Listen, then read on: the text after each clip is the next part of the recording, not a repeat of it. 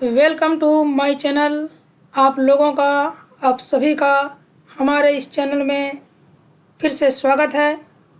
आज हम English book जो कि क्लास 12th क्लास का है, रेनबो 2, इसका जो ऑब्जेक्टिव क्वेश्चन आंसर है उसको हम देखेंगे।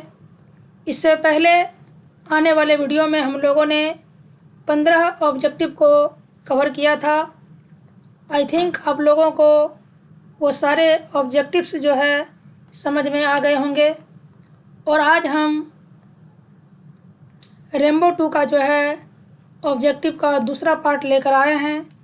तो आइए हम बिना देर किए हुए क्वेश्चन की ओर बढ़ते हैं। 15 क्वेश्चन हमने पहले कर लिया था और क्वेश्चन नंबर 16वां जो है आपके सामने है। तो आइए पहले इस प्रश्न को पढ़ते हैं, समझते हैं और इसका सही आंसर जो है देने का प्रयास करते हैं। तो प्रश्न है हमारा कि dash were satisfied with small villages, यानी कि छोटे से गांव में। स्मॉल विलेजेस का मतलब होता है छोटे से गांव।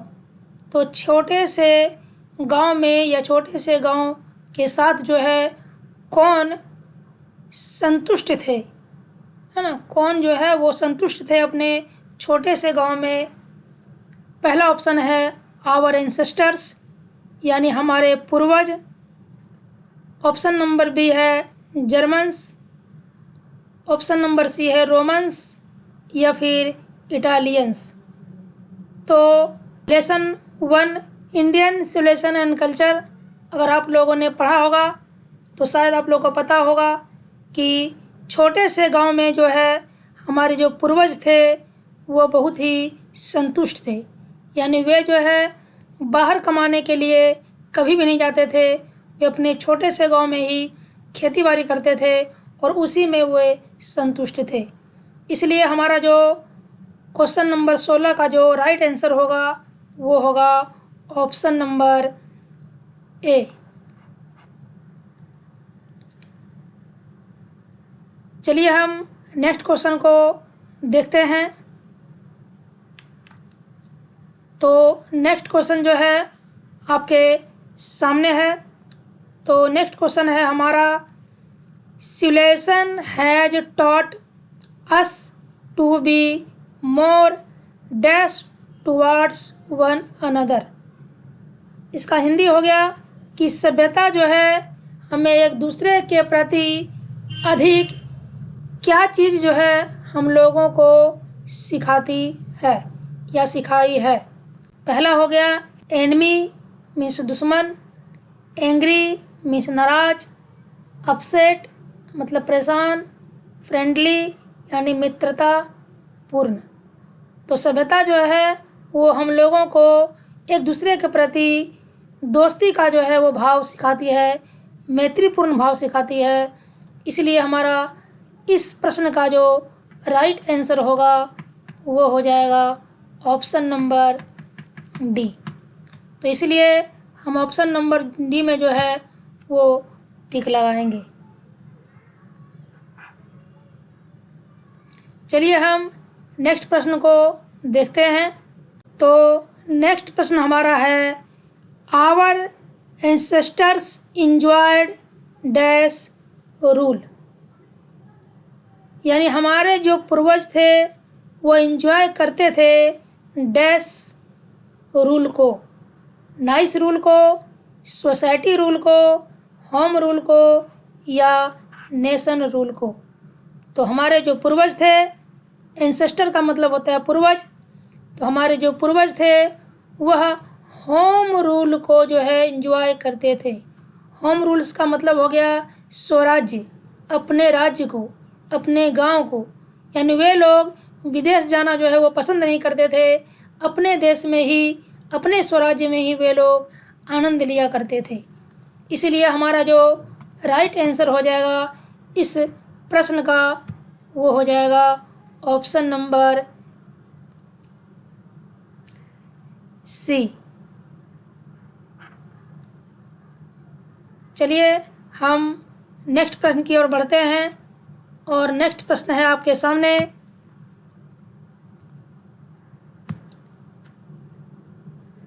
Wealth and luxuries do not make a dash happy.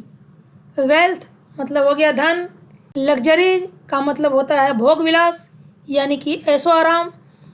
Don't make a dash happy, धन जो है और जो भोग विलास है वो किसे खुशी नहीं दे सकती, यानी किसे खुश नहीं कर सकती।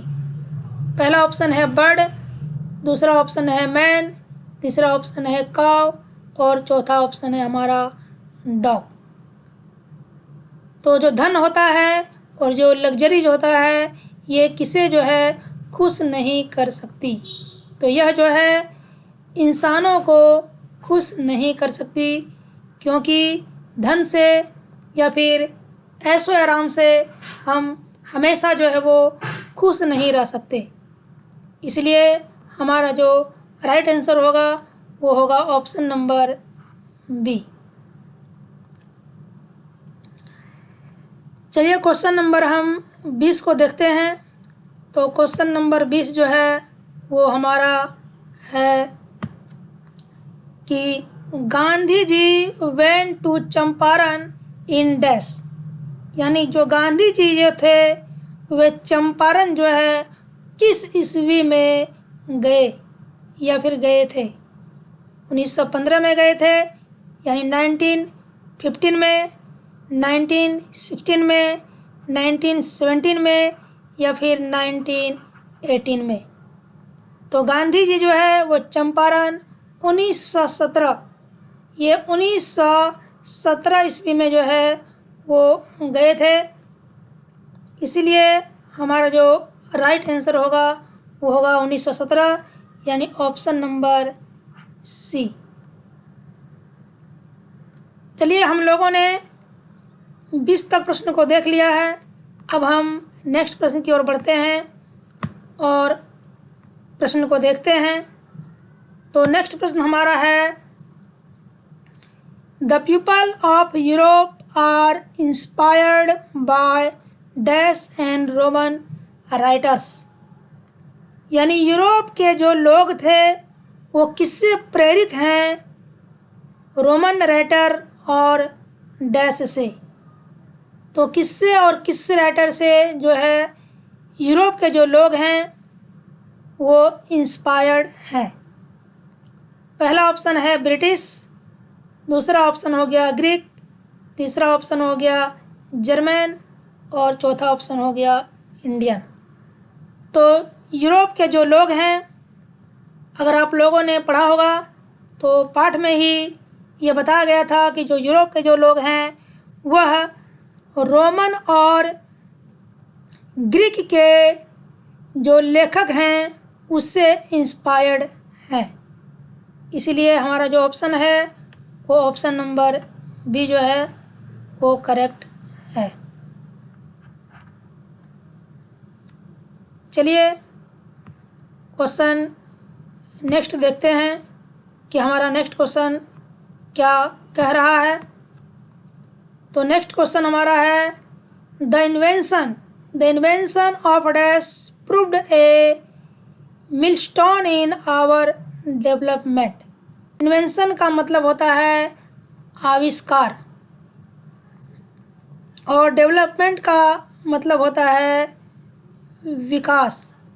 तो किसका आविष्कार जो है हमारे विकास में मील का पत्थर जो है वो साबित हुआ। मतलब मानव जो है आज कहाँ से कहाँ तक पहुँच गया है, तो किस चीज़ का आविष्कार ने हमें यहाँ तक पहुँचा दिया, यानी हमारे विकास में जो है मील का पत्थर साबित हुआ। तो मिलस्टोन का मतलब होता है मील का पत्थर। पहला हो गया फायर, आग के आविष्कार ने, दूसरा ऑप्शन हो गया एग्रीकल्चर यानी कृषि का आविष्कार ने, ऑप्शन नंबर सी कारपेंट्री के आविष्कार ने, या नॉन ऑफ दीज। तो यहाँ पे जो राइट आंसर होगा वो होगा ऑप्शन नंबर ए यानी आग। तो आग के आविष्कार ने मानव को कहाँ से कहाँ तक पहुँचा दिया, अर्थात हमारे विकास में मील का पत्थर जो है साबित हुआ। क्योंकि आज हम आग के बिना अपने जीवन की कल्पना भी नहीं कर सकते हैं। तो आइए हम नेक्स्ट प्रश्न की ओर बढ़ते हैं। तो नेक्स्ट प्रश्न हमारा जो है वो है, he wrote different articles for dash. He मतलब वह या उसने, तो he wrote difference article for dash. तो उन्होंने जो है, यहाँ पर ही का मतलब हम बोलेंगे उन्होंने, क्योंकि ही जो है वो गांधी जी के लिए इस्तेमाल किया गया है। तो उन्होंने किसके लिए विभिन्न तरह के विभिन्न जो है आर्टिकल्स यानी लेख, कई प्रकार के लेख जो है उन्होंने लिखे। यानी गांधी जी ने किसके लिए विभिन्न प्रकार के या कई लेख जो है वो लिखे थे। द हिंदू हिंदुओं के लिए, द टाइम्स ऑफ इंडिया के लिए, द ब्लाइट के लिए, या यंग इंडिया के लिए। तो जो गांधी जी जो थे वह यंग इंडिया के लिए जो है कई लेख लिखे। तो हमारा इस प्रश्न का राइट आंसर होगा ऑप्शन नंबर डी, यानी कि यंग इंडिया। चलिए नेक्स्ट प्रश्न को भी देखते हैं। तो नेक्स्ट प्रश्न जो है आपके सामने है। तो नेक्स्ट प्रश्न हमारा है, civilisation points out to man dash. यानी जो सभ्यता है, सिविलाइजेशन का मतलब होता है सभ्यता। पॉइंट्स आउट का मतलब होता है संकेत करना या फिर दिखाना। टू मैन डैश यानी इंसान को क्या चीज़ दिखाती है, क्या चीज़ की ओर संकेत करती है। हाउ टू मेक मनी कि पैसे कैसे बनाया जाए। How to win the enemy दुश्मनों को कैसे जीता जाए। द पैथ ऑफ ड्यूटी कर्तव्य का रास्ता, या द वे ऑफ लिविंग जीवन का रास्ता। तो सभ्यता जो है वो हम लोगों को द पैथ ऑफ ड्यूटी यानी कि कर्तव्य का रास्ता जो है वो दिखाती है। द पैथ ऑफ ड्यूटी यानी कि इस प्रश्न का राइट आंसर होगा ऑप्शन नंबर सी। यानी सभ्यता क्या करती है, तो सभ्यता जो है वो मनुष्य को, इंसानों को जो है वो द पैथ ऑफ ड्यूटी कर्तव्य का रास्ता जो है वो दिखाती है, बताती है।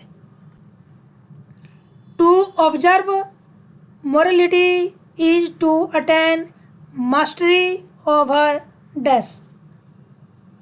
यानी नैतिकता का पालन करना। मोरलिटी का मतलब होता है नैतिकता। नैतिकता का पालन करना जो है वो किस पर महारत हासिल करना है। ऑप्शन नंबर ए है economic growth, option number B political ability, option number C mind and passion, और ऑप्शन नंबर डी आर्ट। तो किस चीज़ पर महारत हासिल करना जो है वो मोरलिटी का पालन करना है। तो माइंड एंड पैशन यानी कि दिमाग और जुनून, यानी दिमाग और जुनून पर जो है मास्टरी प्राप्त करना ही नैतिकता का पालन करना है। इसलिए इस प्रश्न का राइट आंसर होगा ऑप्शन नंबर हमारा सी। चलिए नेक्स्ट क्वेश्चन को भी देखते हैं। तो नेक्स्ट क्वेश्चन आपके सामने दिया गया है। तो नेक्स्ट क्वेश्चन हमारा है कि the mind is a restless bird which always remains dash. Mind का मतलब होता है दिमाग। जो दिमाग है वो क्या है, एक बेचैन पक्षी है जो हमेशा डैश रहती है। यानी दिमाग एक ऐसा पक्षी है या दिमाग एक बेचैन पक्षी है जो हमेशा डैश रहती है। पहला ऑप्शन है हंग्री, वो हंग्री रहती है। अनसेटिस्फाइड, असंतुष्ट रहती है। थ्रस्टी, प्यासी रहती है। या सिक, बीमार रहती है। तो दिमाग जो है वो एक ऐसा बेचैन पक्षी है जो हमेशा अनसेटिस्फाइड रहती है, यानी असंतुष्ट रहती है, क्योंकि इसे जितना मिलता है यह उतना और जो है पाने की चाह रखता है, यानी ये कभी भी संतुष्ट नहीं होता है। तो नेक्स्ट क्वेश्चन हमारा है, happiness is largely A dash, यानी खुशी जो है वो काफ़ी हद तक, यानी जो खुशी है, हमारी जो खुशी है वो काफ़ी हद तक क्या चीज़ है? Mental condition, physical condition, disease या इमेजिनेशन। तो जो खुशी होती है वो एक मेंटल कंडीशन है। मेंटल कंडीशन का मतलब होता है एक मानसिक स्थिति है। अगर हमें कोई चीज़ मिल जाता है तो हम उस दिन बहुत अधिक खुश हो जाते हैं, लेकिन वह खुशी धीरे धीरे दिन प्रतिदिन जो है वो घटती चली जाती है। अर्थात ये खुशी जो है एक मेंटल कंडीशन थी, इसी कारण से ये धीरे धीरे घटती चली गई। तो इस प्रश्न का जो राइट आंसर है वो ऑप्शन नंबर जो है वो होगा ए, मेंटल कंडीशन। चलिए नेक्स्ट क्वेश्चन को देखते हैं। तो नेक्स्ट क्वेश्चन आपके सामने है कि Mahatma Gandhi was more a dash. Option number A politician थे, ऑप्शन नंबर बी इकोनॉमिस्ट थे, option number C social reformer थे, या स्पिरिचुअल लीडर यानी आध्यात्मिक नेता थे। तो महात्मा गांधी जो है वो राजनेता के साथ साथ वो एक आध्यात्मिक नेता थे। तो ऑप्शन नंबर डी हमारा जो है वो राइट आंसर होगा। He used as the chief weapons dash.